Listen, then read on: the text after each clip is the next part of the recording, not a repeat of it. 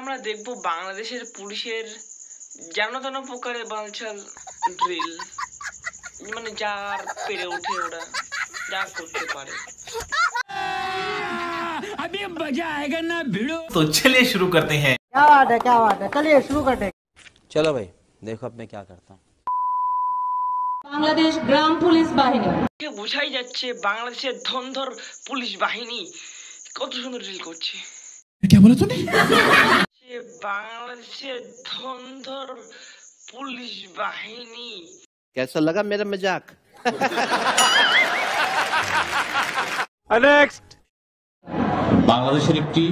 বাংলাদেশের এই টলি কমান্ডারটাকে দেখে আমার যা মনে হচ্ছে না, এই মালটার হাগা পেয়েছিল, পুক করে প্যান্ট ঢেকে দিয়েছে, আর সেই গুটা পিছনে পুরো লেপটে আছে, হাঁটতেই পারছে না মোটে। नेक्स्ट। বিশেষায়িত পুলিশ বাহিনী যারা গ্রামাঞ্চলে, আর মধ্যখানে এই মালটার জন্য তেজচালের মা বহন এক করে দিল। কি ভাই, এরা কি তেজচাল? हमारे यहाँ ऐसा ही होता है। চল, এ তো মনে হচ্ছে ওর পুঙার মধ্যে একটা কে হুল কোয়ালিটি গুজে দিয়েছে, তার জন্য মালটা সরফার করতে করতে হাঁটতেছে। শোনা গো, আমার খুব কষ্ট যে বলো। नेक्स्ट। সুরক্ষা এবং বাংলাদেশের পুলিশকে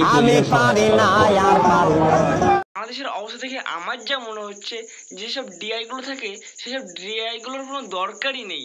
আমাদের যেসব এনসিসি যেসব সিনিয়র গুলো থাকে তারা গেলে এদের গানে বাড়ি মেরে সব ঠিক করে দেবে। আমার পুরো বিশ্বাস আছে না। बात तो सही है। नेक्स्ट। তো আজকের জন্য এটুকুনি, টাটা বাই বাই।